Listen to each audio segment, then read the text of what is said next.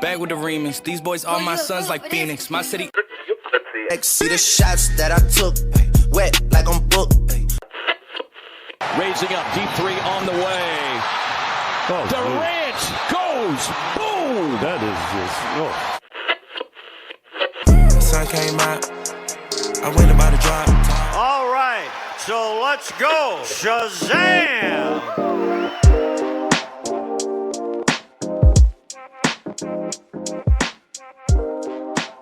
Bienvenue dans Valley Hoop, le podcast francophone consacré aux Phoenix Suns. Les Phoenix Suns qui ont bouclé le mois de mars de manière un peu compliquée, on va dire, mais bon, on a l'habitude là ces dernières semaines. Le mois de mars a été difficile, un peu moins difficile que le mois de février, mais quand même toujours les Suns dans le dur. Les Suns qui s'éloignent un peu du play-in, même s'ils peuvent toujours y croire. Mais est-ce qu'il faut vraiment y croire? Vu ce que produit l'équipe sur le terrain, on peut se poser la question. En tout cas, on va parler donc de l'actualité assez récente des Suns. C'est un peu essayer de se projeter aussi sur le futur là dans cet épisode avec Malo qui est avec moi. Comment ça va, Malo? Bah écoute, j'ai l'impression de dire ça toutes les semaines, mais hormis les Suns, ça va très bien. Il fait très beau, mais bien sûr le basket, ça va toujours pas. Donc voilà, je vais pas changer d'habitude. J'ai l'impression de me dire la même phrase toutes les semaines, mais tranquillement. J'espère que ça va aussi. Que ça va en dehors en tout cas. C'est ça. Et effectivement, ouais, comme tu dis, là, les fans des Suns, on est à s'accrocher à tout le reste pour passer des bons moments, parce qu'effectivement, c'est pas vraiment notre équipe qui nous fait passer des bons moments en ce moment. On va en discuter dans cet épisode. On va, si tu le veux bien, commencer par revenir un peu globalement là sur ce mois de mars, qui a suscité quand même certains espoirs, parce qu'il y a une série de 4 victoires. Là sur la fin du mois, avant 3 nouvelles défaites de suite là qui ont un peu plombé tout le monde, mais 4 victoires de suite qui ont coïncidé avec l'absence de Bradley Beal et qui ont permis aux Suns de repointer leur nez, on va dire, dans le top 10 à la faveur aussi des dégringolades, on va dire, des Mavs et des Kings. Alors les Mavs et les Kings qui ont depuis regagné des matchs, donc voilà, qui sont pour l'instant devant, mais d'une manière générale, oui, on a eu un mois un peu contrasté, puisqu'on a quand même eu, par rapport au mois de février, je le disais en ouverture, des prestations plus encourageantes et un peu plus consistantes aussi de la part des Suns sur certains aspects. Toi, Malo, est-ce que à ce moment-là, au moment où voilà, il y a eu cette série de 4 victoires qui était la plus longue depuis le mois de novembre, donc de tout début de saison, quoi. Est-ce que tu y as cru un petit peu que ça repartait pour les Suns, ou est-ce que tu t'étais resté prudent sur nos capacités à court et moyen terme? Non, j'y ai cru entre guillemets pour la suite. Voilà, pour se dire qu'il y avait quand même peut-être une base sur laquelle construire cet été. Donc c'est plutôt dans ce sens-là où j'étais plutôt content de ce qui s'est passé, et je pense qu'on en reviendra un peu plus tard des joueurs notamment qu'on jouait sur cette stretch. Pour la saison, pas vraiment d'espoir, parce que l'espoir, on va dire, on l'a déjà eu la saison passée où les Suns finissent très très mal la saison régulière et vont aller chercher cette place en play-off. Donc voilà, où tu arrives en play-off justement avec de l'espoir, et tu te fais défoncer en play-off, et logiquement. Donc voilà, je pense que l'espoir pour cette saison, non, il était toujours pas trop présent, même si c'est toujours cool de voir son équipe gagner, voilà, de pas être hyper ridicule, et voilà, de pas forcément avoir à finir derrière des équipes comme Portland ou quoi qui ne jouent pas du tout le même championnat que nous normalement. Mais voilà, donc un peu ce côté-là de se rassurer vis-à-vis de ça, mais ouais, je pense que c'était quand même trop faible pour vraiment avoir espoir. Dans l'adversité en soi, pas vraiment, parce que t'as quand même des bonnes équipes dans le lot. T'as une belle série, notamment avec la victoire contre les Cavs, contre les Bucks, qui est pas mal aussi. Tu bats les Kings aussi pas un peu de temps avant, donc voilà, il y avait quand même quelques bonnes victoires qui faisaient du bien. Mais c'est sûr que c'était trop peu, en tout cas pour moi, pour vraiment me dire peut-être que cette saison j'ai l'expérience qui commence à parler et qui dit non, on va prendre un peu de recul, on va attendre 1 ou 2 semaines encore, et voilà, je pense que c'est pareil de ton côté. Ça m'étonnerait que ça m'étonnerait que tu t'enjailles un peu trop sur ça. Moi, on va y revenir un petit peu après avec les cas des rookies, mais moi, au moins, ces matchs-là m'ont un peu réconcilié avec l'équipe, dans le sens où, au moins, déjà, je me suis remis à regarder les Suns, parce qu'on en avait parlé la dernière fois. Moi, j'étais extrêmement fâché des choix qui avaient été faits en tant que fan, hein, des choix qui avaient été faits de ne plus aligner du tout Ryan Dunn et Oso Ighodaro, alors que on avait besoin d'eux. Et d'ailleurs, la petite série de victoires a prouvé ce qu'on pouvait tirer d'eux et ce qu'ils pouvaient apporter. Mais plus globalement, effectivement, justement en reprenant les Suns à ce moment-là, un peu avant d'ailleurs, parce que je crois que j'avais regardé la défaite contre... non, c'était la victoire contre Chicago, donc oui, j'ai pris au moment des victoires. Et en reprenant à ce moment-là, je me suis rendu compte qu'en fait, c'était vraiment... Il y avait un peu plus de choses, un peu plus d'éléments qui faisaient que, mais la balance était toujours un peu déficitaire. Et finalement, l'équipe était un peu toujours la même qu'un mois avant, quand je l'avais quitté. Et que les mêmes forces et les mêmes faiblesses un petit peu s'appliquaient et punissaient cette équipe, parce que même si on regarde un peu au niveau des stats un peu globales sur le mois, on est un peu dans les ranges dans lesquels on est sur l'ensemble de la saison, hein, que ce soit au niveau de l'offensive rating où on est autour de la 10e place, au niveau du defensive rating où on est autour de la 26e, 27e place. Donc clairement, hein, c'est identifié. Le problème, voilà, on en parle depuis des semaines, le gros problème de cette équipe, c'est qu'elle n'arrive pas à défendre et qu'elle se prend des valises de points tout le temps. Donc évidemment, c'est pire quand t'as pas ton meilleur défenseur sur le terrain qui est Ryan Dunn. On va y revenir, mais au-delà de ça, ouais, on peut dire que s'il y a eu quelques motifs de satisfaction quand même sur ce mois de mars. Je sais pas ce que t'en penses. Alors le fait que l'équipe shoot bien, on le savait, c'était déjà voilà, j'en avais déjà parlé moi personnellement dans des numéros précédents, mais on sait que c'est forcément une des rares forces de l'équipe cette saison. Elle a moins de possession que l'adversaire, mais en général, elle shoot mieux que l'adversaire. C'est ce qui lui permet d'arracher quelques matchs et finalement là, d'en avoir 36 ou 35 victoires là, 35 victoires à ce moment-là de la saison, donc à 7 matchs de la fin de la saison régulière. Cette capacité à bien shooter s'est exprimée là sur tout le mois, où je crois qu'on est 4e au pourcentage de 3 points avec un bon 40%. Donc dans ce domaine-là notamment, on a été performant. Mais moi, ce que j'ai bien aimé, et ça a été, avec ce que tu disais, un peu un honneur au moins, voilà, une combativité retrouvée de la part des Suns, en tout cas sur certains matchs. Ça a été la bonne performance, on va dire, globale au rebond sur ce mois de mars, avec des Suns qui sont 3e de NBA en mars sur le pourcentage de rebond, derrière Houston et Oklahoma City, qui sont vraiment des équipes de chiens de la casse, hein, qui se battent sur chaque ballon, sur chaque deuxième ballon, sur chaque rebond. Donc c'est plutôt positif. C'est évidemment pas étranger à l'apport de Nick Richards dans cet effectif, même si c'est à peu près la seule chose qu'il a apporté aux Suns depuis qu'il est là. Au moins il a apporté ça, même d'une manière générale, hein, avec donc le retour de Dunn aussi dans la line-up. Il y a eu plus de combativité dans ce domaine-là.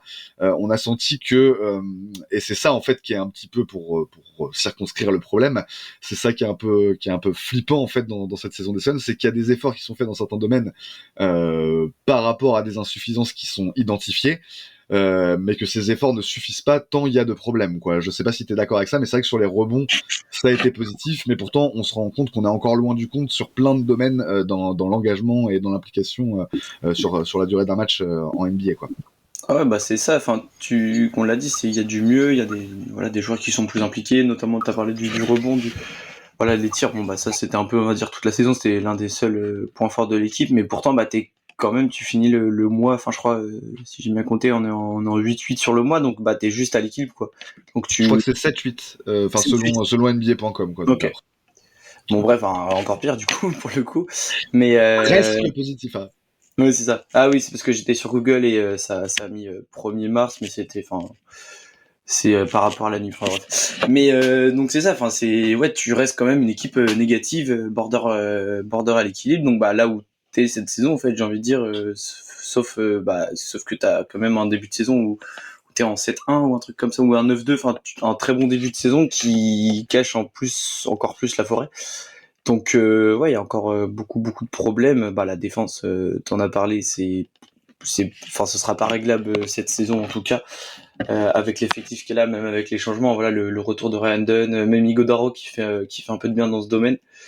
C'est sûr que c'est pas encore du tout assez pour combler les faiblesses, notamment dans la protection des tirs à 3 points. Je trouve qu'on a beaucoup parlé voilà, du pick and roll 1-5 qui franchement fait extrêmement mal depuis le début de la saison, mais je sais pas si c'est dû à ça que du coup l'équipe se compresse un peu autour de la raquette pour essayer de limiter ça, mais enfin à chaque fois que je regarde c'est alarmant, ouais, t'es en retard sur tous les tirs à 3 points adverses. J'ai plus la stat, mais enfin je sais qu'en tout cas il y a 2-3 semaines on était dans les pires de la ligue à ce niveau-là, donc il y a encore beaucoup de faiblesses, que ce soit défensivement, offensivement, ça va un peu mieux. Tu disais qu'on était autour du top 10 d'offensive rating dans ce mois, c'était un peu le cas de toute la saison, parce que t'as quand même des joueurs qui quand même du talent offensif, et donc ça c'est sûr que c'est indéniable, et c'était comme ça qu'a été construite l'équipe. Mais ouais, t'as encore beaucoup de faiblesses, et comme tu l'as dit, surtout sur la durée d'un match où c'est rare les matchs où tu vois les Suns vraiment pendant 4 quarts temps appliqués de A à Z, concentrés de A à Z, présents dans le duel, dans le rebond, faire l'effort, le petit replacement de trucs. En fait, sur tout le match, t'as souvent un quart temps qui cloche, ou 5 minutes par-ci, 5 minutes par-là, et en fait, tu te prends... il y a le nombre de matchs où tu commences à -10, -15, et qu'après, par contre, pendant le match, tu fais jeu égal, voire un petit peu plus avec l'équipe en face, mais tu commences à -15. Donc, ça a été le cas notamment contre les Wolves il y a 2-3 matchs, où tu commences horriblement, et après sur le match, tu te batailles bien, tu fais des petits runs pour essayer de revenir. Juste, tu commences le match à -15, donc logiquement, c'est plus compliqué derrière. Donc ouais, c'est surtout sur ces aspects-là où ça coince, et ça, je pense que ça ne bougera pas, en tout cas cette saison, c'est sûr. C'est un peu tard. Mais voilà, il y a quand même quelques points positifs, notamment sur le fait que l'équipe, le groupe n'est pas forcément lâché entièrement. Des scènes où ça se bat, notamment en rebond, notamment des scènes, je vois Booker, je sais plus, je crois que c'était contre les Wolves, contre les Wolves, je crois, où il se retrouve, il revient défendre une contre-attaque, il est en 1v3, il arrive à bloquer avec Ryan Dunn qui arrive. Il y a quand même des scènes où ça montre que ça se bat sur des balles qui sortent en touche ou quoi. Enfin, il y a quand même un peu de combat qu'on n'avait pas forcément depuis le début de l'année 2025. Mais c'est vrai que c'est encore beaucoup trop faible, et que t'es une équipe mid de conférence qui porte play-in, quoi. Donc honnêtement t'es là où tu dois être avec ce que t'as proposé et avec les joueurs que t'as, quoi. Ouais, complètement. Je partage cet avis. En fait, dans le sens où vraiment on redit un peu la même chose là, mais il y a des efforts qui sont faits, mais c'est toujours insuffisant, et ça illustre un peu aussi, à quel point c'est dur vraiment d'exister quand il te manque certaines notions, quoi. On a parlé pendant toute la saison de la taille des joueurs et des qualités défensives de certains. Là, on voit qu'encore une fois, c'est même pas vraiment... si, ça fait partie évidemment du problème, mais c'est vraiment un problème global j'allais dire, pas de mental, pas d'implication, parce que comme tu l'as dit, il y a des efforts qui sont faits, il y a sur certaines possessions, à certains moments du match, on sent, comme tu dis, que les joueurs ont pas lâché. Néanmoins, on sent que c'est plus difficile, il y a ce manque de confiance globale, en fait, dans je sais pas si c'est dans le projet, les joueurs les uns dans les autres ou quoi que ce soit, mais qui fait qu'en fait, sans vraiment baisser pavillon à chaque match, tu finis par être moins présent mentalement, moins sur le moment, on va dire, que l'adversaire. Et c'est souvent ça qui se passe, notamment face à des équipes un peu plus fortes que nous. Il y a vraiment un côté en NBA, il faut imposer sa volonté, et on n'arrive pas suffisamment à le faire sur l'ensemble de la saison. C'est aussi des questions de concentration, puisqu'on peut reparler évidemment des turnovers qui sont un des gros points noirs de la saison et qui nous pénalisent. Tu parles du match contre les Wolves, c'est comme ça qu'on se fait complètement souffler en début de match. C'est qu'on perd, je sais pas, genre 4 ou 5 ballons dans les 5 premières minutes, quoi, qui se transforment en autant de paniers transformés derrière par les Wolves, et qui font leur avance dès le début de match. Et derrière, on a beau se battre, effectivement, c'est toujours un peu insuffisant. On n'arrive pas à inverser cette pression. C'est-à-dire que les runs négatifs qu'on a, comme tu le dis, assez fréquemment, les trous d'air qu'on peut voir dans les matchs, on les compense pas par des moments d'ultra domination. En fait, les moments où on arrive à faire des stops, c'est rarement suivi. Alors il y a quelques contre-exemples, évidemment, il y a le match contre Toronto où on les éclate vraiment et tout machin, mais globalement il y a toujours cette idée là de dire on est un petit peu moins dans la domination sur un match que l'adversaire et à imposer notre volonté. Encore une fois, je reviens sur ça. Ça me paraît important parce que vraiment ça en dit long sur l'état de l'équipe. C'est vraiment, il y a un ensemble de choses, c'est-à-dire les aspects physiques, les aspects basket, l'aspect mental qui concourent à ce que en fait on soit en quelque sorte en fait à notre place là 11e et à batailler pour le play-in dans la conférence Ouest, tout simplement parce que quand on voit match après match, les ingrédients, t'as des équipes qui sont beaucoup plus en mesure de les mettre que nous, même des équipes un peu en difficulté comme les Wolves, des équipes un peu en confiance comme les Rockets. On voit ce que ça donne là, c'est eux qui nous tartinent complètement.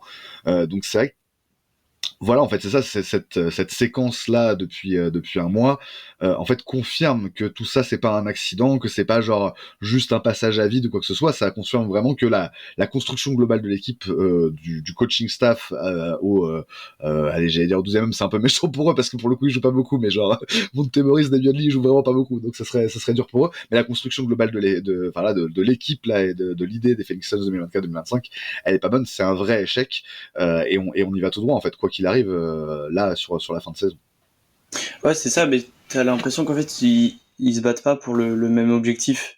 Là, tu vois beaucoup d'équipes qui sont vraiment, j'ai envie de dire, soudées pour le même truc et qui vont se battre ensemble, un peu liés, et on essaie d'aller vers l'avant le plus possible. Tu vois, les Bulls en ce moment qui montrent vraiment de très beaux trucs, et pourtant niveau joueur et matériel, on n'a rien dans leur envie, même si on a beaucoup de problèmes, on a quand même de quoi répondre. Mais tu vois, c'est la mentalité là, c'est le jour et la nuit. Tu vois, une équipe qui est vraiment soudée comme ça, prêt à se battre. Les Pistons aussi cette année, c'est exemplaire, mais truc tout bête, mais juste la bagarre là l'autre soir, juste ça montre qu'en fait ils sont tous ensemble, des trucs comme ça. Nous, ça se bat, t'as Plumlee qui se fait dégager 2 jours de suite, et tu vois, c'est un peu des trucs isolés où c'est plus des réactions un peu d'orgueil de joueurs, par exemple Booker, notamment Kevin Durant, qui s'est blessé, mais sur quelques matchs où il a vraiment montré je suis meilleur que ça, et c'est plus des réactions un peu d'orgueil, d'ego de joueurs que vraiment une réaction collective pour aller vers le même objectif. Et c'est sûr que ça peut pas marcher, et c'est sûr que c'est toujours en plus parce que le joueur va se donner, va se battre sur les ballons machin, mais ça va pas être un truc collectif. Et tu vas là où on parlait tout à l'heure, va faire l'effort pour le pote qui est mal placé machin, ça se fait beaucoup moins dans l'équipe, et c'est une des raisons qui font qu'on en est là aujourd'hui. Mais comme on a dit, il y en a beaucoup, et juste les énumérer comme ça, on en a déjà énuméré pas mal, et juste ça sert à limite à rien. Il y en a peut-être trop que tu sais que c'est foutu, tu vois, c'est pas il y a 1 ou 2 points qu'il faut travailler sur ça machin. Ouais. Là t'as une pile entière. Bon courage pour quel dossier à prendre en avance machin, c'est. Ouais, c'est vrai qu'il y a aussi cette dimension-là. Il y a tellement de problèmes d'une manière générale, effectivement, que c'est assez difficile de fixer un ordre de priorité en disant c'est ça le souci, c'est ça qui va pas, et ça va peut-être être d'ailleurs une bonne transition avec la partie suivante, parce que nous on avait vraiment dans le dernier numéro identifié ça comme c'est vraiment le truc à changer, mais c'était pas vraiment dans une optique de résultat. Et d'ailleurs il se peut que ce soit pas vraiment dans une optique de résultat que Bud les ait réintroduits, mais dans le sens où donc on s'étonnait, alors que les Suns étaient dans les choux au niveau du classement, ne pouvaient déjà plus espérer grand chose depuis un moment, de voir que Ryan Dunn et Osoyi Godaro étaient sortis de la rotation. Donc mystère du coaching de Bud, ils y sont retournés presque sans raison. Alors pour Oso, au contraire, il y a quand même des raisons, parce qu'il y a eu les suspensions de Plumlee puis blessure. On peut peut-être penser à une blessure diplomatique en l'occurrence. Concernant Ryan Dunn, c'est sans doute effectivement le niveau catastrophique de l'équipe en défense qui a poussé Bud à se poser des questions là-dessus, à se dire il faut quand même que j'injecte un peu de playmaking défensif, quoi, ne serait-ce que ça, et de défense en 1 contre 1. Dans les 2 cas, ça a été assez marquant, c'est-à-dire que vraiment le retour a fait du bien, mais a fait du bien aux fans, a fait du bien à l'équipe, a fait du bien un peu à apporter ce vent de fraîcheur qu'on espérait et qu'on appelait de nos voeux, nous, en demandant leur réintégration, si j'ose dire. Mais je sais pas trop par quoi on peut commencer sur ce sujet-là. Est-ce que le simple fait de se dire que on met pas autant d'espoir, c'est pas une question d'attente ou d'espoir, mais que ce soit aussi important dans notre saison de donner beaucoup de temps de jeu à 2 rookies, c'est aussi une partie du problème, si tu veux. C'est-à-dire que voilà, c'est aussi qu'il y a des insuffisances dans tout le reste de l'effectif qui sont comblées un peu par ces deux profils-là, quand bien même ces mecs sont super jeunes et avec très peu d'expérience en NBA, quoi. Et en fait, que ce soit l'un ou l'autre, c'est des profils quasiment uniques dans notre effectif. Osso, parce que c'est le seul intérieur, quand bien même donc il a plusieurs centimètres de déficit par rapport aux autres, aux deux autres qui restent, donc Plumlee et Nick Richards. C'est le seul intérieur qui vaut quelque chose, si j'ose dire encore une fois, en défense, en tout cas qui arrive à avoir un impact défensif plutôt positif sur une majorité de séquences. Je crois d'ailleurs qu'il figure parmi les, ça vaut ce que ça vaut, mais parmi les rookies qui ont le meilleur rating défensif cette saison en NBA. Parce qu'il est capable de switcher, parce que il a cette combativité, ce dynamisme qui manque cruellement à Miles Plumlee, cette intelligence, on va dire, de positionnement sur le terrain et de second rideau par rapport à un Nick Richards. C'est clairement notre meilleur intérieur défensif, mais il est sous-dimensionné par rapport aux deux autres, donc il pose quand même des problèmes de ce côté-là. Du côté de l'attaque, on a vu qu'il avait servi pas mal, notamment pour permettre à Booker de sortir des prises à deux. Il y a aussi la dernière action contre les Bucks, je crois que c'est ça le tir de la gagne contre les Bucks, où il fait un écran maxi, bon, un petit peu faute sans doute, mais bon voilà, quand c'est pas sifflé on est content, mais qui permet à Booker d'être complètement seul pour ce tir-là. En fait, des deux côtés du terrain, il apporte. Encore une fois, on est sur une progression un peu inattendue, mais en tout cas express de la part d'un deuxième tour de draft, et ce qu'on lui demande n'est pas normal par rapport au statut qu'il devrait avoir dans l'équipe. Mais force est de constater que le progrès continue à être observable du côté de Osso, et que encore une fois, on est peut-être plus sur une perspective d'avenir, et de ce point de vue-là, paradoxalement, c'est quand même très prometteur parce ce qu'il arrive à produire en année 1 et à montrer comme progrès. Franchement, je trouve que c'est un joueur très différent du début de la saison, beaucoup plus mature sur beaucoup d'aspects du jeu, notamment justement en défense où il arrive encore bien sûr qu'il se fasse prendre et qu'il se fasse dominer sur les post-up notamment. C'est quand même pas sa grande force, mais il a progressé vraiment dans ce domaine-là, et on sent que vraiment c'est un joueur qui est à sa place en NBA, quoi. C'est vraiment ça le point positif concernant Osso, quoi. Ouais, bah tu lui donnes le physique de Nick Richards et c'est un bon intérieur, qui est titulaire sans souci et avec grande confiance, quoi. Donc franchement, ouais, c'est prometteur, et au-delà de, ouais, il apporte en plus des choses que n'apporte pas nos autres intérieurs et que Nurkic n'apportait pas auparavant. Mais même au-delà de ça, juste il fait au moins aussi bien. Il a, je sais pas, il a 12 ans de moins que Mason Plumlee. Juste pourquoi il ne joue pas, en fait. C'est ce truc-là en fait, t'as très peu de certitude sur l'avenir à Phoenix, à part Devin Booker qui semble être encore le centre du projet. Il veut pas bouger, tant qu'il bouge pas, en fait, tu ne le bouges pas. Et à part Devin Booker et les deux rookies, peut-être maintenant Gillespie et deux trois autres, mais en fait t'as pas de certitude sur l'avenir, et là tu t'en privais. Et voilà, c'est pas t'as une paire d'intérieur qui est performante, ça marche bien, on va pas changer un truc qui gagne et tu lui laisses les miettes et tu lui laisses éclater en G-League. Là c'était l'équipe n'allait pas du tout, le secteur intérieur était en plus l'une des raisons pourquoi ça n'allait pas. Donc en plus il apporte des choses que n'apportent pas les autres, donc ouais, c'était totalement illogique, et là ça le prouve bien en plus en conférence de presse d'un pré-entraînement ou après match, je sais plus.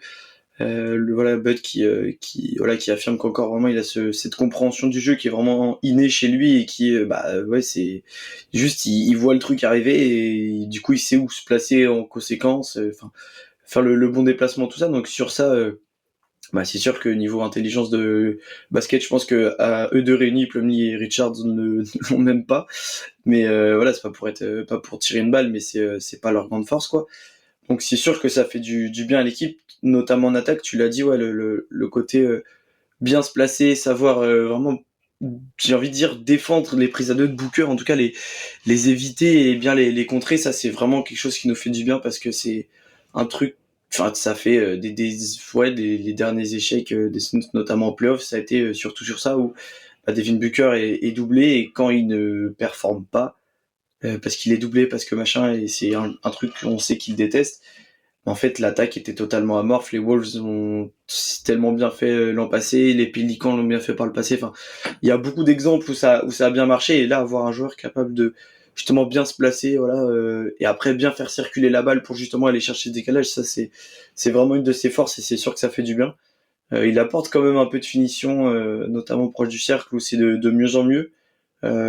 Voilà, on voit même quelques séquences où, enfin, tu disais sous-dimensionné, pas forcément le physique hyper imposant, mais bah il y a quelques séquences, notamment en attaque, où bah il va y aller, poser son dunk, s'imposer. Mais tu parlais de l'écran contre les Bucks, donc même si on va le dire il y a faute, en tout cas voilà, il s'impose et tu disais d'imposer ta domination. En fait, quand t'es une équipe qui joue dur tout le temps, qui en donne tout le temps, bah ces fautes-là ne vont jamais te siffler parce que bah tu le vois dès que tu joues KC, dès que tu joues les Wolves, dès que tu joues des équipes comme ça qui vont te rentrer dedans pendant toute la rencontre, bah c'est même pas des fautes en fait.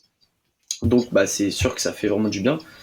Et voilà, je sais que son absence était pas forcément comprise parce que bah quoi, comme je disais, bah c'est aussi bien, on va dire, que les autres, au moins aussi bien, et tu t'en prives alors que bah voilà, de ces genres de joueurs en jouant, en progressant, en ayant l'expérience du haut niveau, bah il va pas forcément se développer physiquement énormément, mais il va gagner en assurance, en expérience et voilà, en compréhension du jeu. Donc c'est sûr que ça c'est vraiment un des gros points positifs de cette fin de saison. Ryan Dunn, c'est moins une surprise entre guillemets par rapport à son début de saison, mais c'est vrai qu'Osso là sur la fin de saison, la dizaine de derniers matchs, notamment le match où il n'était pas censé beaucoup jouer énormément, où Plumlee s'est expulsé au bout de 5 minutes, c'était contre les Rockets, il me semble, ou je sais plus. Mais en tout cas, ouais, les Rockets, l'avant-dernière défaite contre eux, je crois, c'est ça. Ouais, il joue 45 minutes ou quelque chose comme ça, et franchement, très solide, quoi. Donc c'est sûr que là, il y a quand même une phase un point positif quand même pour la suite qui est quand même non négociable. Je vais plus te lancer sur Ryan Dunn. On sait, si on a déjà écouté ne serait-ce qu'une partie d'émission que t'es un fan absolu, et c'est vrai que bah voilà, j'en ai moins parlé parce que bah on sait ce qu'il apporte entre guillemets, et c'est pour ça qu'on était énervé plus par son absence. C'est que bah juste il est trop bien pour cette équipe en fait. Ouais, non, clairement.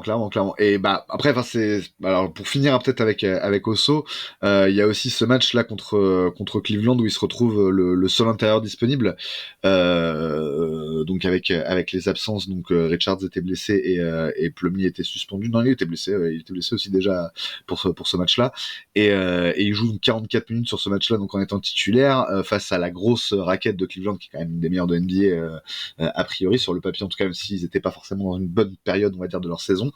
Il y a eu, enfin, en fait, c'est ça, pour moi, ce match-là et d'une manière générale le run récent là de Iguodala, c'est intéressant dans une perspective de moyen terme parce qu'effectivement c'est un apprentissage à la dure.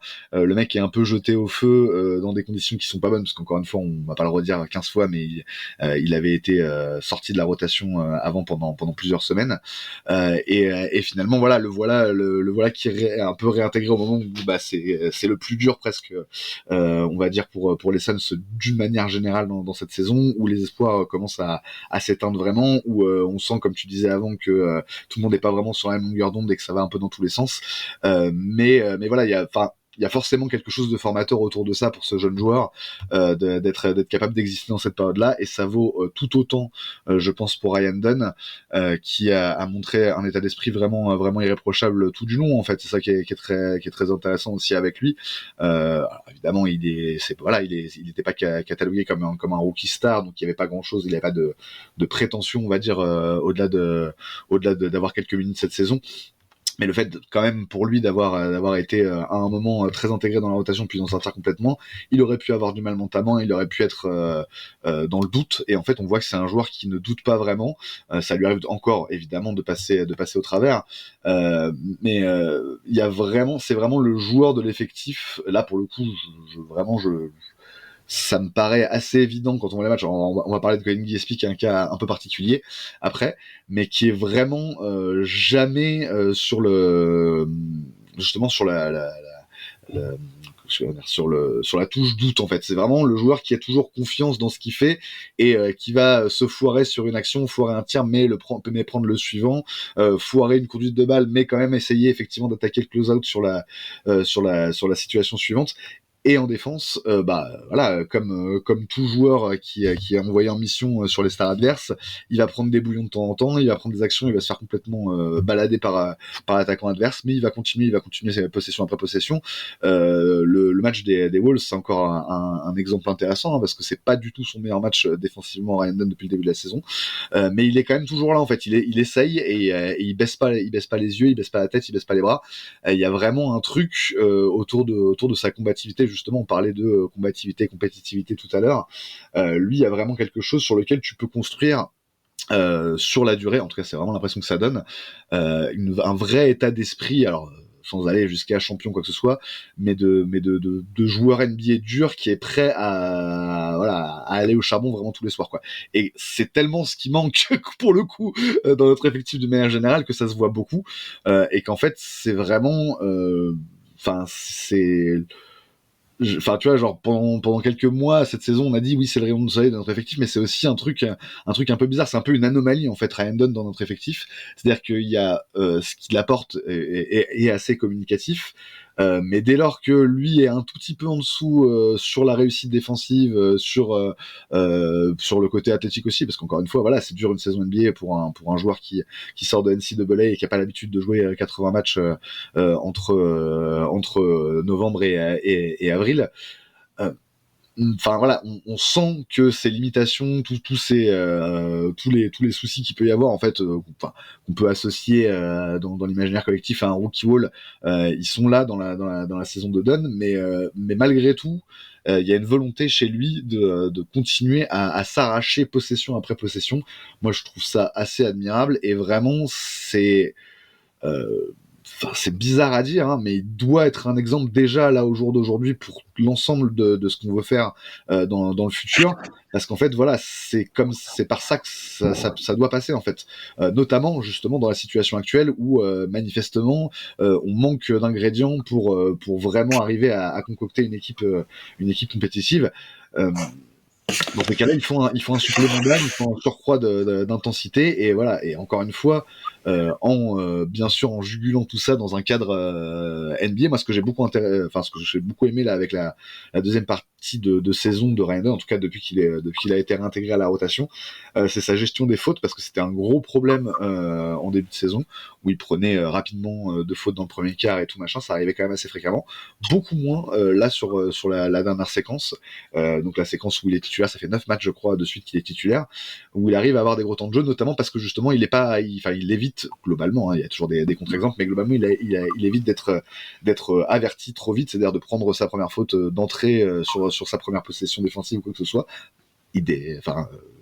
schématiquement évidemment, mais du coup tout ça lui permet d'avoir de plus en plus d'impact, d'importance dans cette équipe, et à la limite pareil, cet aspect-là, on parlait de côté positif, moi c'est vraiment un truc sans me rassurer, mais qui me donne un peu de baume au cœur et un peu d'espoir pour la suite, c'est cette importance qu'il prend, qui finalement finit par être une évidence. C'est-à-dire que Bud a essayé de se dire non, il est pas si important, les faits prouvent que si, en fait, si t'as pas Ryan Dunn dans l'équipe, elle vaut rien défensivement, et si t'as pas Ryan Dunn performant, c'est compliqué de gagner un match, quoi. On en est là aujourd'hui, quoi. Ouais, c'est ça. En fait, c'est un peu bizarre avec ce joueur, parce que il arrive dans l'équipe, tu savais à quoi s'attendre, tu savais que c'était un très bon défenseur, par contre tu t'attendais à rien du tout en attaque, mais vraiment à rien du tout. Il a juste essayé de faire en sorte que ce soit un joueur qui ne pénalise pas trop ton attaque.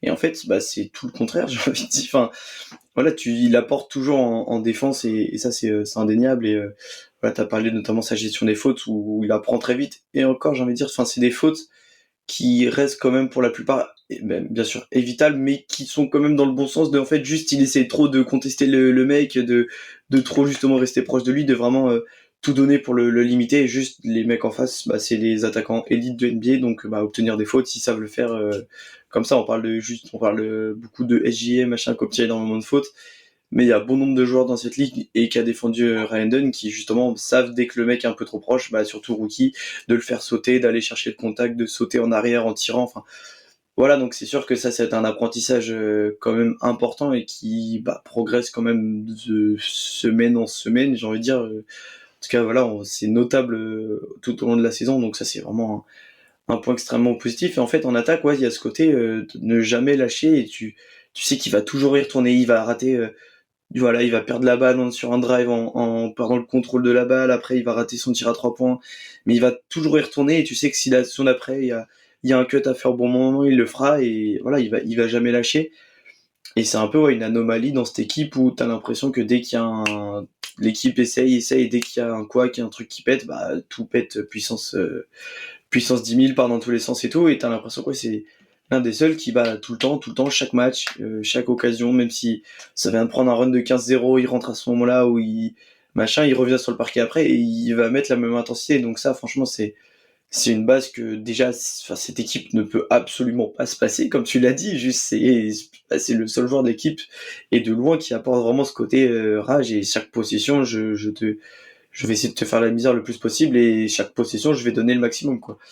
Et je pense que même à l'entraînement, ça a été dit, ça a été confirmé par tous les coéquipiers, que ce soit Booker, Durant, que ce soit même le coach. Le mec, c'est un bosseur. Tu lui dis un truc, il le fait, il l'applique et ça se voit dans son jeu, en fait. Et il a cette confiance-là qui lui permet, en plus de quelques matchs, vraiment être utile en attaque et quand il rentre ses tirs, voilà, il va être vraiment agressif vers le panier. Ouais, c'est une confiance qu'il a en lui-même qui lui est donnée par Bud, je sais pas, parce que voilà, il y a ce côté où il ne joue plus d'un coup, il rejoue, mais tu dis que c'est pas forcément de confiance, mais il a quand même, en tout cas, ce ticket, quand même, ça peut accorder à Bud que quand il joue, il a quand même ce ticket de tu fais ce que tu dois faire et quitte à ce que tu prennes 12 tirs, même si t'en mets que 3, si tu les prends, c'est que c'est des bons tirs, quoi, en gros. Donc ça, ce côté-là est franchement bien et tous les soirs, tu sais à quoi t'attendre et c'est ça. Donc ouais, franchement, c'est un truc qui est plus qu'important dans ton équipe. Et je disais tout à l'heure, t'as tellement peu de certitude que ça, c'est un mec qui t'en apporte tous les soirs et qui t'en apporte pour les années à suivre normalement. Ou en tout cas, si tu t'en sépares, c'est par un trade, donc tu peux t'en prendre qu'à toi-même, entre guillemets. Mais voilà, c'est vrai que c'est pour la suite, je parle beaucoup de la suite et tout, parce que cette saison, en tout cas, il n'y a plus rien à espérer. Peut-être le play-in, mais bon... Ouais. Voilà, est-ce que c'est vraiment une bonne chose? Ça, c'est encore une autre question. En tout cas, voilà, je pense que tu ne réussis pas une saison en arrachant une qualification à 8e place. De toute façon, oui, c'est ça. C'est-à-dire qu'à moins d'un upset derrière qui est là encore plus improbable, c'est-à-dire que déjà, déjà, faut réussir à se qualifier au play-in, faut réussir à gagner les 2 matchs du play-in à l'extérieur probablement. Et après, il faut taper OKC qui paraît... Qui marche sur l'eau, donc...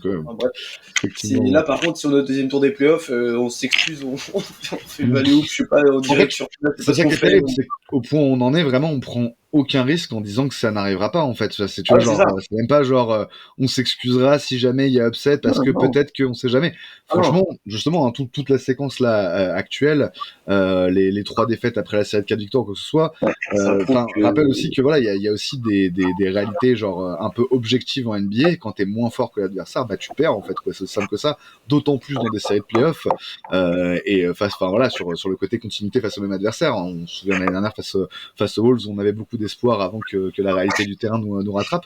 Là, je veux dire, on part sans espoir, mais c'est même pas genre en mode oui, il y a peut-être 1%, même sur le pourcentage existe sans doute, parce que déjà ils peuvent avoir 4 blessés sur le premier match ou je sais pas quoi, et encore, tu vois, ça veut même pas dire qu'on passerait, mais dans le sens où, et d'ailleurs là actuellement, tu l'as dit tout à l'heure, mais KD est blessé, donc pour l'instant c'est plutôt nous qui sommes dans cette situation de se dire en fait machin, mais bref. Pour moi, on prend pas beaucoup de risques. Donc, pour finir sur Ryan Dunn, et tu as bien fait de le signaler, il y a cet aspect offensif effectivement qui est vraiment encourageant, on va dire, pour la suite, notamment parce que il y a aussi, on va redire la même chose, mais le côté de confiance en lui qui est assez intéressant. Sur la saison, il était quand même en grande difficulté à 3 points. Ça va un peu mieux parce que notamment il a continué à shooter en fait, il a continué à prendre ses tirs. Là sur le mois de mars, je crois qu'il est à peu près à entre 4 et 5 tirs à 3 points tentés par match. Il en met 2 en gros, et moi effectivement c'est à peu près la moyenne de ce que je vois quand je regarde les matchs de Ryan Dunn. C'est en gros il va en mettre 2, il va en rater deux ou 3.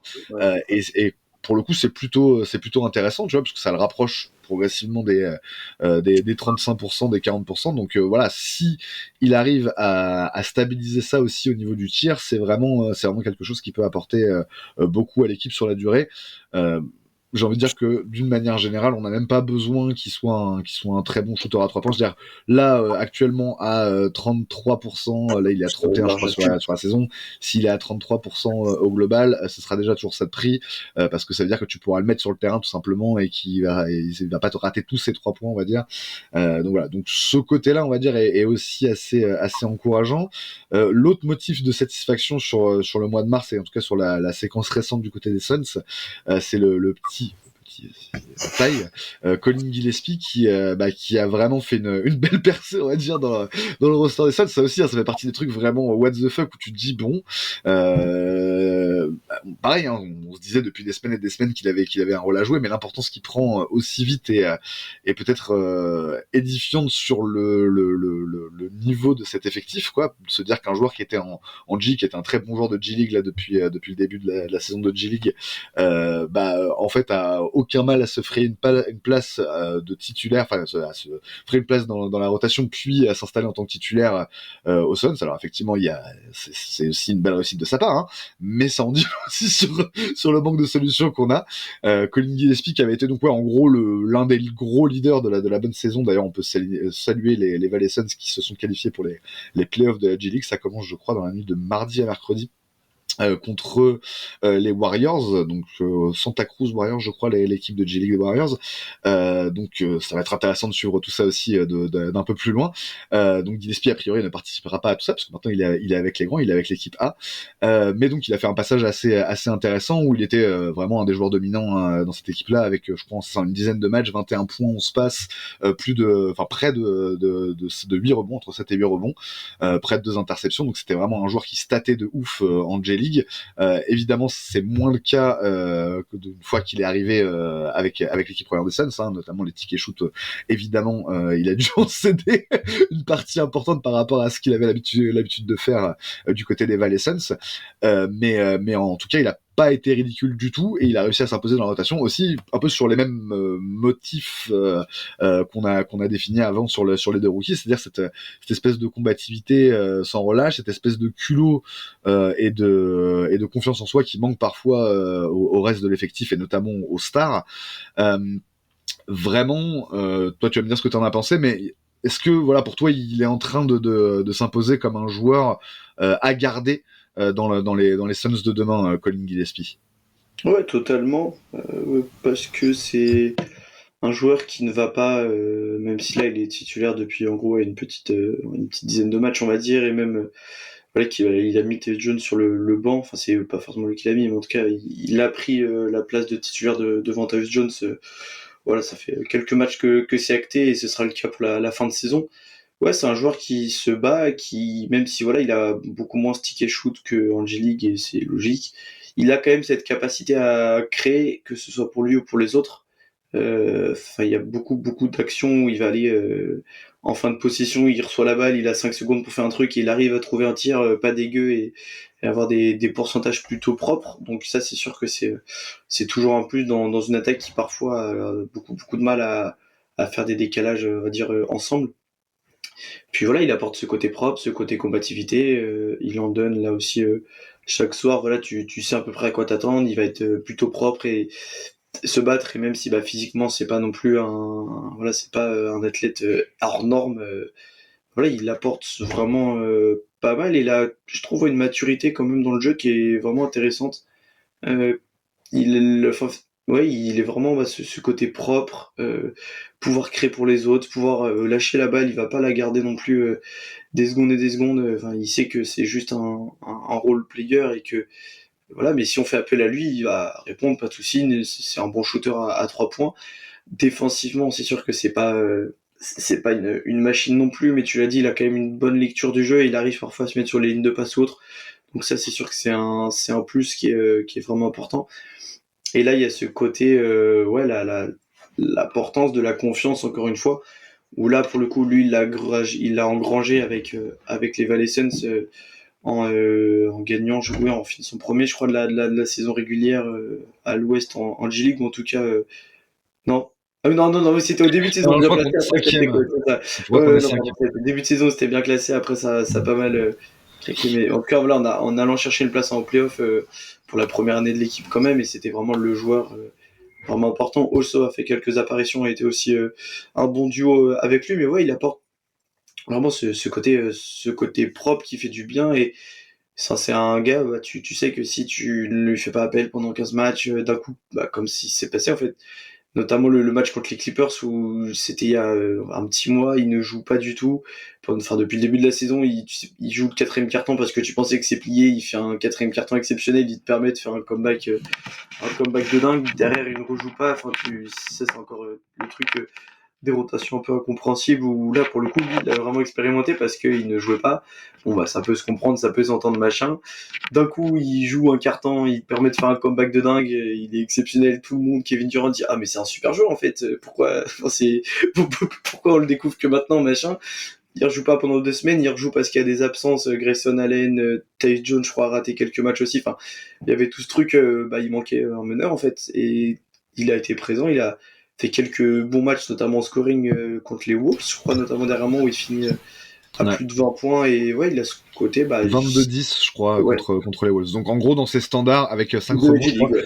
donc dans ces standards de la G-League, quoi. Ouais, carrément. Mais voilà, il y a ce côté, bah, tu sais ce qu'il apporte aussi. Et c'est quand même des certitudes qui sont importantes dans une équipe. Et je trouve ça bien, ouais, de construire un peu autour d'une garde qui reste quand même jeune. Il doit avoir quoi? Il doit avoir moins de 25, il doit avoir autour de 24, je pense. Ouais. Il est Gillespie, resté pas mal de temps quelques saisons qui se en baladent un peu avec NCAA. le NBA, mais enfin voilà, et en gros, il est dans ce truc-là de moins de 25 ans avec Osso, avec Dunn, tout ça. Donc c'est quand même un corps qui peut être important à garder, à construire, d'avoir un peu cette identité Suns qu'on avait un petit peu avec les Valley Boys, enfin qu'on avait totalement avec les Valley Boys avant, sans pour autant prétendre atteindre de tels trucs, mais voilà, un peu ce côté Suns, ce côté on se bat, on sait ce qu'on a à faire et on donne tout pour l'équipe, quoi. C'est vraiment les 3 joueurs qui vraiment montrent qu'il y a ce côté on lâche rien, tous les soirs on y va, et c'est pas pour rien qu'ils finissent la saison. Enfin, c'est pas forcément anodin, quoi. Bah clairement. Après, bon, bah encore une fois, il y a aussi le côté comment dire, limitant de la chose, hein, de se dire que il y a ces 3 joueurs finalement avec très peu d'expérience NBA qui sont aussi importants. Ça situe aussi ton niveau dans la ligue là, à l'heure actuelle. Ouais, c'est ça. Mais comme tu dis, il y a aussi cette perspective d'avenir autour de l'idée d'un young core qu'on pourrait un peu reconstituer. Il y a a priori moins de potentiel de développement pour Gillespie que pour Iguodala ou Dunn. Ne serait-ce que parce qu'effectivement il y a cette question de l'âge où il est un tout petit peu plus vieux, enfin il est un peu plus vieux qu'il a, Ouais, il a il a 25 ans comme tu le disais. Il a un peu plus d'expérience NBA, mais pas beaucoup plus finalement. Il a plus de limitations physiques qui sont un truc très important, hein. On le dira jamais assez quand même à ce niveau-là. Mais effectivement, ça peut être un joueur de complément intéressant dans la suite. Moi personnellement, je vois pas l'étoffe d'un titulaire NBA en lui. Non, mais oui, tu vois, Là, c'est clairement une solution de pis-aller parce que bah voilà, on n'a pas grand-chose de mieux à proposer. Effectivement, paradoxalement, mais c'est plus sécurisant d'avoir lui en titulaire à la main que d'avoir Tyus Jones, notamment sur l'aspect défensif où il se fait moins balader, quoi. Même si encore une fois, c'est pas non plus le meilleur défenseur du monde, loin s'en faut, en termes de meneur en tout cas. Donc c'est vrai que, enfin voilà, moi je pense que ça peut être une bonne pioche sur le long terme, mais qu'il faut pas trop non plus en attendre, dans le sens où c'est un joueur qui restera un peu limité sur plein d'aspects, dont le plafond est sans doute pas si haut que ça par rapport à ce qu'il montre actuellement. Mais encore une fois, hein, comme tu dis, c'est aussi important d'avoir ce type de repères-là, de joueurs qui se donnent vraiment match après match. lesquels tu peux compter en termes de performance, et j'ai envie de dire un peu global, parce que bah voilà, encore une fois, si on regarde par exemple le shooting de plein de role-players des Suns cette saison, tu te dis bah c'est pas mal ce qu'ils apportent, mais il y a tellement de problèmes sur d'autres aspects du jeu, et notamment la défense. Bon, évidemment, on pense à Tyus Jones, mais c'est valable aussi pour d'autres joueurs. Royce O'Neal, c'est vraiment une action sur 2 ou 3 où il est performant en défense, et puis c'est 2 sur 3 où il va s'oublier, où il va être complètement inexistant et tout. Au fil de la saison, ça s'est un peu transformé en ça, alors que bah, pour le coup, en termes de shooting, il n'y a pas grand-chose à lui reprocher.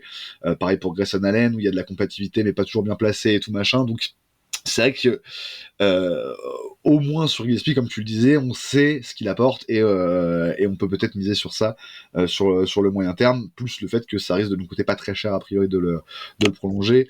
Il a été question de le garder, il y avait une interrogation autour de le garder pour la post-saison, où la post-saison risque d'être, on l'a déjà dit dans cette émission, c'est pas forcément le truc le plus important, mais d'une façon générale, ce serait intéressant pour lui et pour les Suns de le faire passer de ce contrat tout là dans lequel il est actuellement à un contrat définitif, à la place de joueurs qui ne jouent pas du tout dans la rotation. Oui, c'est ça, Micic, qui a été le premier non cité, qui était arrivé dans le trade là de le dernier trade, donc c'est le trade de Nurkic, c'est ça. Nurkic, pardon. En même temps que Cody Martin, on peut peut-être dire un mot rapidement sur Cody Martin, qui a plutôt fait des bons débuts aux Suns, qui a apporté lui aussi un pont de combativité, un peu d'intensité aussi dans ce qu'il propose sur le terrain, pareil que les autres en fait. C'est-à-dire que lui c'est pas du tout un rookie, hein, il a quelques années derrière lui déjà à Charlotte, mais voilà, ça se voit dans un effectif qui en manque cruellement en fait, ce type de joueur-là. C'est pas toujours bien maîtrisé, c'est parfois à contresens, parfois il se fait lui aussi complètement déborder en défense. Mais d'une manière générale, match après match, bah il apporte son écho et il essaye quoi, au moins. Donc, de ce côté-là, je sais pas ce que tu penses des débuts de Cody Martin, mais c'est plutôt pas mal quoi. Encore une fois, c'est un joueur de rotation qui peut être plutôt intéressant quoi. Ouais, c'est ça, juste pour revenir sur Gillespie juste avant. Ouais, c'est ça, c'est ce rôle un peu de numéro 2 bis au poste 1. Bon, bah, et aussi construire un peu cette identité où des joueurs qui sont restés plus de 3 ans au Suns, à part Devin Booker, peut-être Damian Lee, peut-être fait 3 saisons, mais c'est ça où il y a beaucoup. C'est extrêmement rare. Et ça peut être bien, justement, surtout dans des joueurs qui ne jouent pas trop, de savoir connaître l'environnement autour, quoi. Mais pour revenir sur Cody Martin, déjà, c'est limite une bonne surprise parce qu'on n'avait pas forcément espoir qu'il joue réellement, en tout cas à la fin de saison, parce que ça faisait de longues semaines où il était absent pour une hernie. Tu sais pas trop quand il pouvait revenir, c'était vraiment flou autour de ça. Et donc, c'est une bonne surprise. Et là, c'est pareil, en fait, c'est des joueurs qui ont tout à gagner et qui ont des choses à prouver juste pour garder leur place dans la ligue, au-delà de jouer pour une équipe régulièrement, ils ont quand même une place à garder dans la ligue, et ils donnent tout ce qu'ils ont. Voilà, c'est pas des joueurs de basket non plus extraordinaires, j'ai envie de dire plutôt techniquement, mais par contre tout l'aspect physique il se la donne, et du coup ça se voit sur le terrain. Et pour le coup là, t'en parlais tout à l'heure, le côté l'apport, le regain de forme au niveau des rebonds. Cody Martin, il est pour pas mal parce qu'il va vraiment aller se battre sur chaque ballon, et même si c'est pas lui qui le prend, il va faire le bon box out.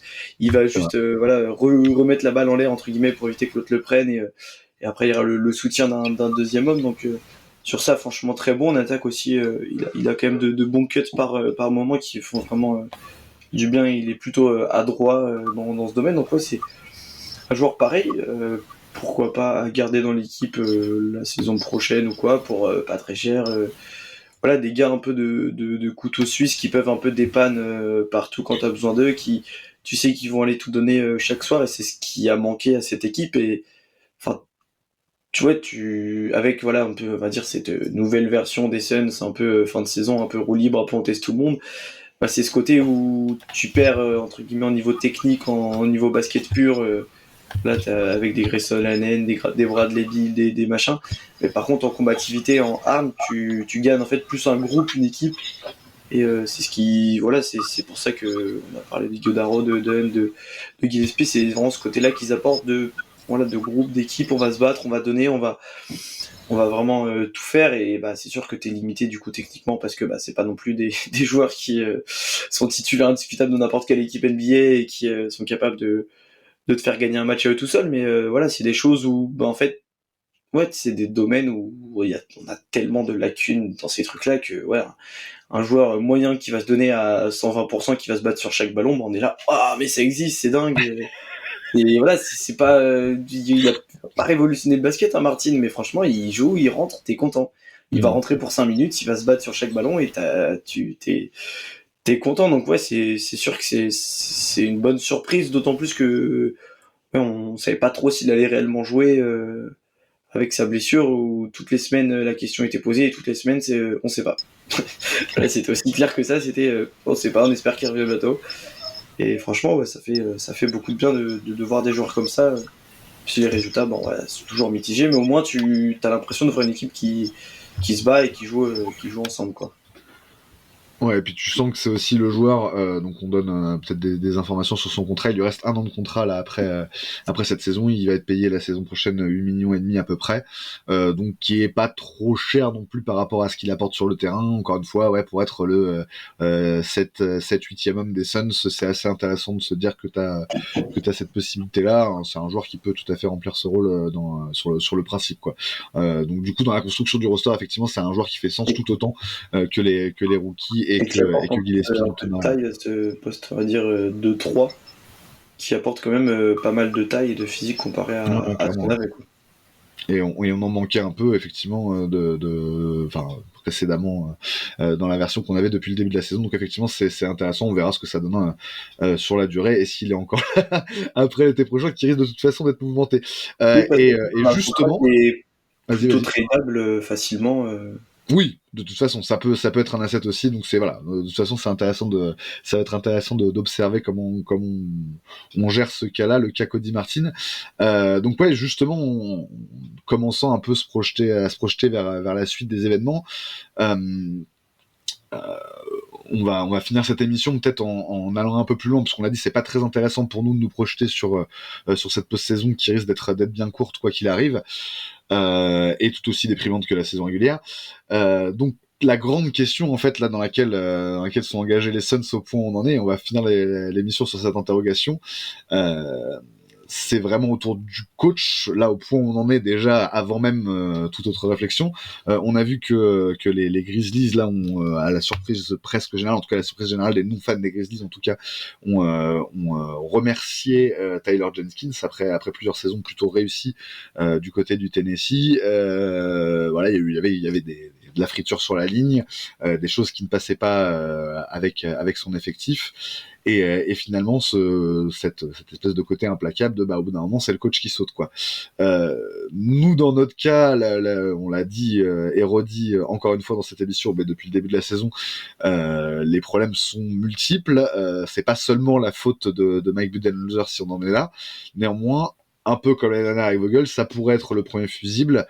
Est-ce qu'on va virer Bud cet été ? Enfin voilà, est-ce que Bud va être viré cet été ? Et est-ce que les Suns doivent virer Bud ? La question se pose. Qu'est-ce que tu réponds à ça, Malo ? Est-ce que les Suns doivent virer Bud ? Franchement, j'en sais strictement pas trop grand-chose. Est-ce qu'ils vont le faire ? Je suis plus convaincu parce que ça ressemble juste tout simplement à Matisse Bia de faire ça en fait, on va pas attendre 36 millions de plus. Il y a un truc qui est faisable, on le fait. Et est-ce que c'est bien, est-ce que c'est mal, je sais pas, parce que ça va juste faire 4 coachs en 4 saisons.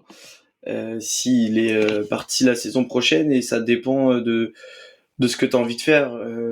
Déjà, tu vois, si tu repars avec le même groupe, c'est sûr qu'il faut un changement au niveau du coach. On risque de pas forcément repartir avec le même groupe, donc est-ce que Bud, avec un autre groupe peut-être plus travailleur, plus à sa cause, va peut-être être utile à cette équipe ? Enfin, c'est une autre question. Je pense que c'est très dur de répondre à cette question avant que le trade de Kevin Durant, qui est très probable, se fasse. Ça dépendra tellement de ça, de ce que tu récupères. Est-ce que tu récupères des joueurs plutôt jeunes à développer, donc là tu vas chercher un coach plus dans ce sens-là, ou tu vas récupérer juste un autre joueur un peu du 1 contre 1 et tu vas essayer de continuer à gagner avec ça. Donc ouais, franchement, est-ce qu'il faut le faire ? Je sais pas. parce qu'il y a aussi ce côté, on sait pas non plus quelles sont les consignes qui viennent d'en haut, que ce soit dans les rotations, que ce soit dans le truc, dans machin. Enfin, ouais, je pense qu'il y a des trucs qu'il ne contrôle pas forcément et qu'on peut pas en tenir responsable. Même si voilà, il a ses torts dans la saison, mais tu l'as dit, les défauts sont tellement, enfin, des joueurs à l'organisation, au coach, au machin, enfin, tout le monde est fautif. Donc, est-ce que c'est lui qui doit sauter? Je sais pas. Si Mathieu Bia est prêt à mettre encore des millions pour payer un contrat d'un mec qui ne va pas, qui ne sera plus là, bon bah c'est son problème. C'est pas notre argent, comme vous le dites souvent avec Greg, c'est pas notre argent, c'est pas nos problèmes. Mais c'est ça, je pense que c'est plus du 60-40 vers un départ de Bud qu'un 50-50, même si ouais, je sais pas s'il faut vraiment le virer, je sais pas ce que t'en penses, toi, plus personnellement, quoi.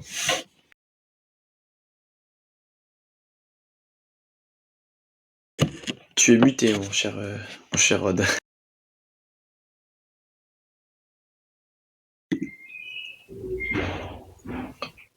T'es muté, je crois, Rod.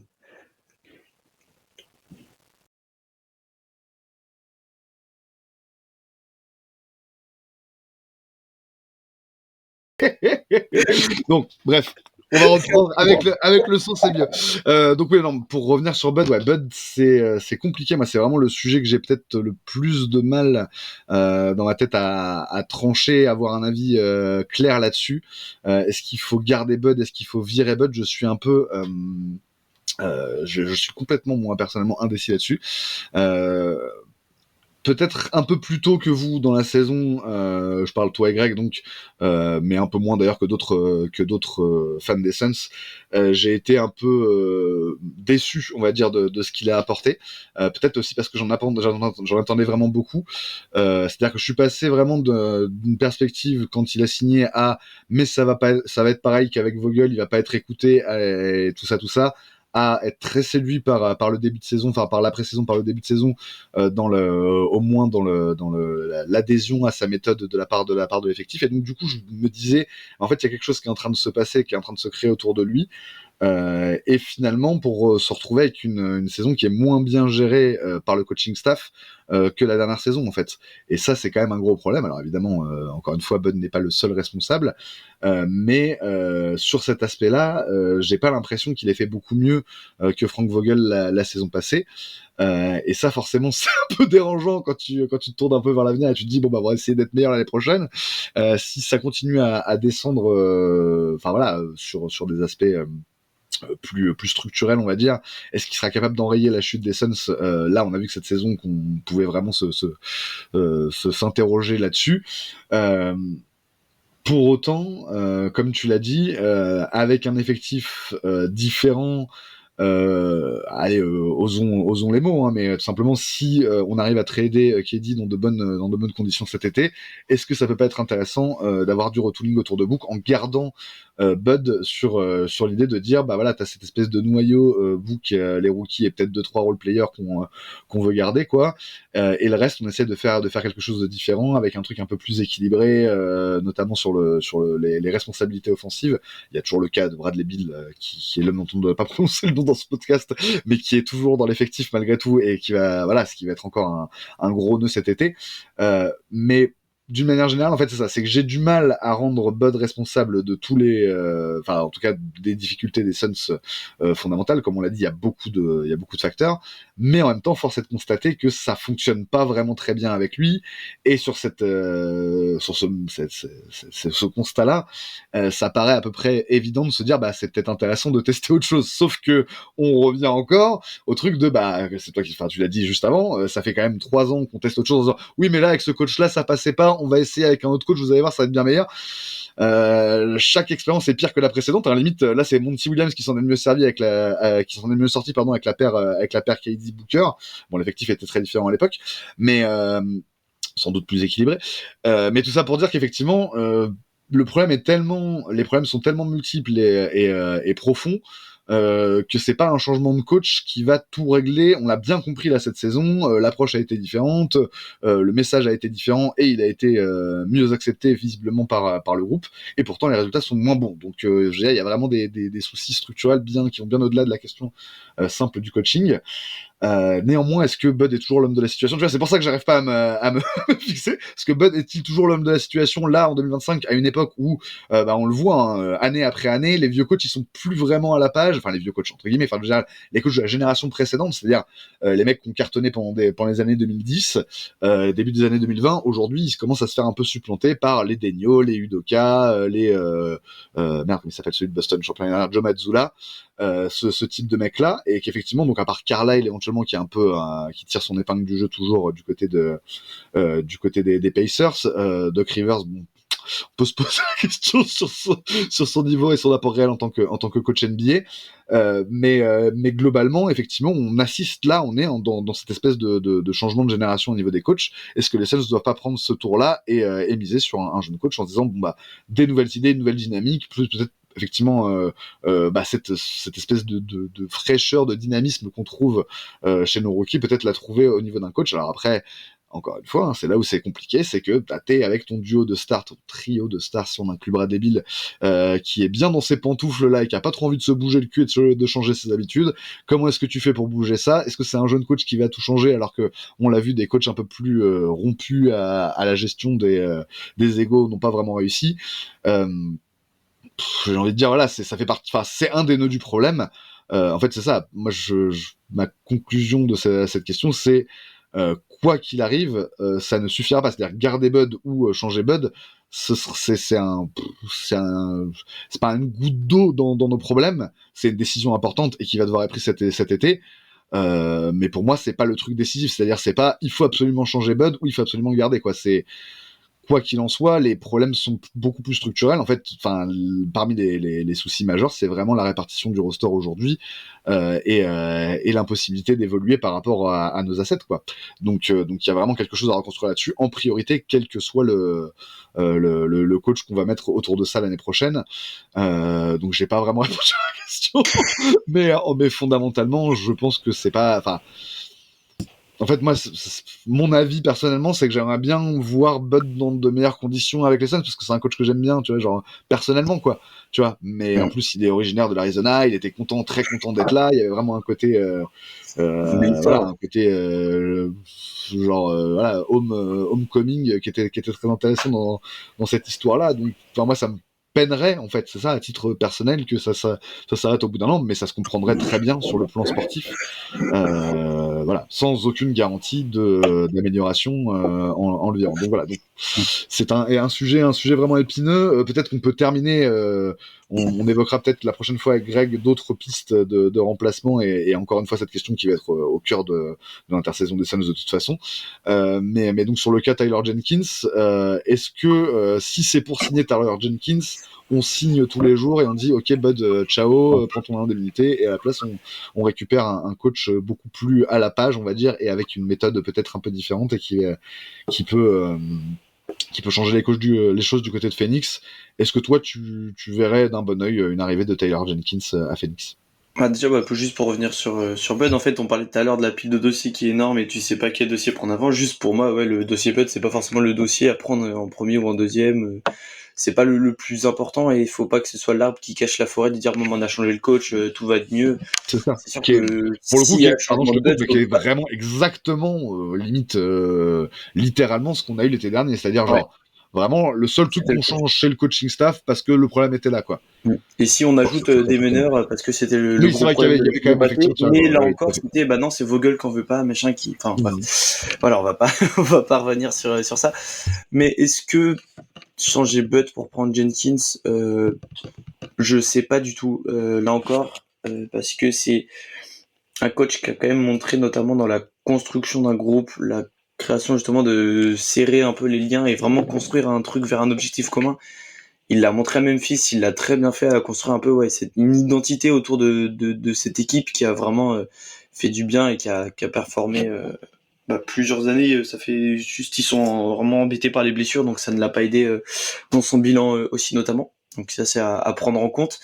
Après, tactiquement, tout ça, est-ce que c'est le meilleur coach disponible? Ça, je ne sais pas non plus. Il a quand même quelques limites et c'est en partie pour ça que ça n'a pas fait pour finir la saison non plus à Memphis. Donc c'est quoi là? Faut pas se Encore une fois, c'est pas le coach parfait et tu te dis bon bah il arrive, ça va être nickel. Après, c'est vraiment ce côté plus fédérateur et dans la gestion d'un groupe où le groupe à Phoenix est très très compliqué à gérer. Donc ça, pour le coup, un coach qui a des références et qui est vraiment bon là-dessus, ça peut être un plus. Après voilà, tactiquement tout ça, ça reste un bon coach qui a été il a été coach de l'année, je crois, avec cette équipe ou en tout cas il a montré de belles choses avec cette équipe en vraiment les faisant gagner en revenant un peu pas de nulle part mais en gagnant quand même pas mal de matchs avec cette équipe quand l'effectif était au complet. Donc c'est sûr que c'est un bon coach, mais encore une fois, est-ce que c'est mieux que Bud? Est-ce que c'est moins bien? Je pourrais pas dire non avec certitude ou oui avec certitude. C'est ce côté-là où il y a ce côté un peu plus gestion de groupe qui m'attire.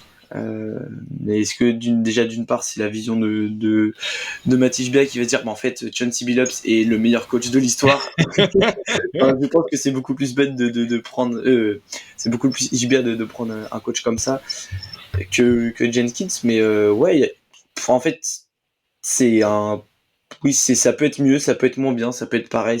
Pour moi c'est un tiers. Il y a pas de. Enfin, je suis vraiment partagé comme toi tout à l'heure. La question de Bud, la question de Jenkins pour Bud, j'ai pas forcément d'avis, en tout cas de certitude en tout cas autour de ça. Je sais pas si t'en as plus que moi. Non, on est dans le flou sur beaucoup d'aspects et donc oui voilà, spécifiquement sur l'aspect du coaching, tu résumes bien le truc. On n'a aucune garantie que ça fonctionnerait mieux avec lui que ça ne fonctionne avec Bud. Encore une fois, le fait que avec Bud ça fonctionne moins bien qu'avec Vogel, personne l'avait vu venir, je pense, dans la fanbase des Suns. J'ai envie de dire, c'est un peu le cas avec n'importe quel coach qui arriverait ici, quoi. C'est ça. Enfin, il y en a où tu te dis quand même, attends, New arrive, ça peut pas moins bien se passer. Mais en fait, Spoelstra arrive, on va tout casser et tout machin. Voilà. Après, peut-être effectivement pour essayer de rationaliser un peu sur cette question-là, peut-être ce qu'on peut dire, enfin c'est pas une certitude, mais en tout cas ce qu'on a pu observer dans leur carrière NBA jusqu'ici, c'est que pour maximiser le potentiel d'un groupe qui est pas forcément ultra bien construit ou ultra talentueux, on va dire, globalement, a priori Tyler Jenkins c'est peut-être plus intéressant, en tout cas plus performant, on va dire, que Mike Budenholzer. On peut parler effectivement de tout ce qui a été accompli là à Memphis ces dernières années, comme tu le disais, dans les périodes de blessures, quand il a fallu récupérer effectivement des joueurs un peu de seconde zone, en tout cas second tour de draft, qui sont vite montés en compétences dans ces effectifs-là, au point que tu avais l'impression parfois que les mecs étaient des vrais joueurs NBA, alors qu'en fait non, c'était vraiment des bouts de banc, mais il a réussi à en faire autre chose. C'est quelque chose, je le répète souvent dans Valley Hoop, mais qu'on avait beaucoup à l'époque de Monty Williams, qui savait vraiment donner à ces petits role-players-là une importance et les faire jouer entre guillemets au-dessus de leur niveau, en tout cas hausser leur plafond. Ça, a priori, Tyler Jenkins, c'est quelque chose qu'il sait faire. Et dans la situation des Suns contractuelle, en termes de masse salariale et tout, ça peut être intéressant de se dire qu'on a un joueur un entraîneur qui peut permettre à des petits contrats de jouer au-dessus de leur valeur de leur valeur financière, on va dire. Cet aspect-là pourrait être intéressant. À l'inverse, on l'a jamais vraiment vu avec des vrais vétérans stars NBA comme peuvent l'être Booker et Durant, si tant est qu'ils sont encore, bref, voilà. Mais dans le sens où on a apparemment, en tout cas, ce qui ressort là de toute cette histoire, c'est qu'il y a eu aussi de la friture sur la ligne avec les stars de l'équipe et notamment Ja Morant. Donc on peut se dire que c'est pas forcément lui son point fort, la gestion de ces cas-là. Et dans le projet des Suns, c'est si important que voilà. Donc il y a des plus et il y a des moins. Moi personnellement, effectivement, si jamais Bud était viré, c'est vraiment le profil que j'aime. Enfin, c'est le type de profil que j'aimerais bien, parce que pour moi, effectivement, il apporte cette espèce de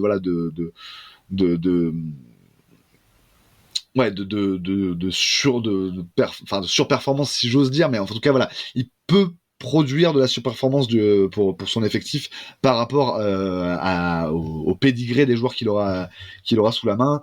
Et ça peut être peut-être intéressant dans le futur des Suns. Encore une fois, on va y revenir évidemment dans les prochains épisodes, mais la situation globale en termes de salary cap et tout est quand même assez compliquée. Donc ouais, globalement, moi j'aimerais bien, mais comme on l'a dit et comme tu l'as très bien dit, je veux dire, c'est pas du tout un.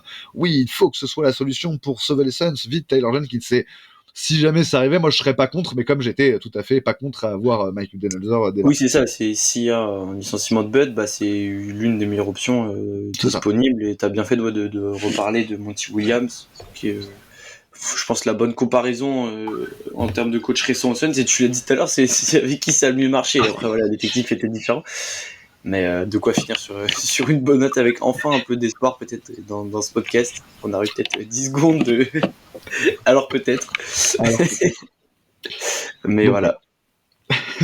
Très bien, bah écoute, ouais, on va sur cette note à peine plus joyeuse, on va finir cette émission. Évidemment, on reviendra d'ici la fin de la saison. On va voir, hein, parce que ça va arriver quand même assez vite. Là, les derniers matchs, il reste 7 matchs au moment où on enregistre, et peut-être 6 voire 5 au moment où vous écouterez ce podcast pour les Suns.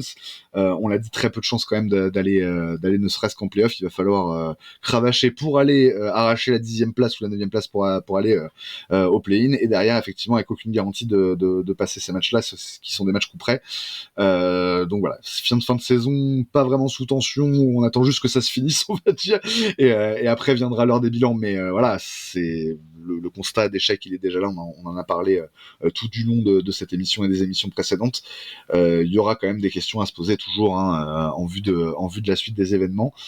Merci à toi, Malou, en tout cas d'avoir assuré ce pod avec moi en duo, en l'absence de Greg qui a été retenu pour des obligations professionnelles.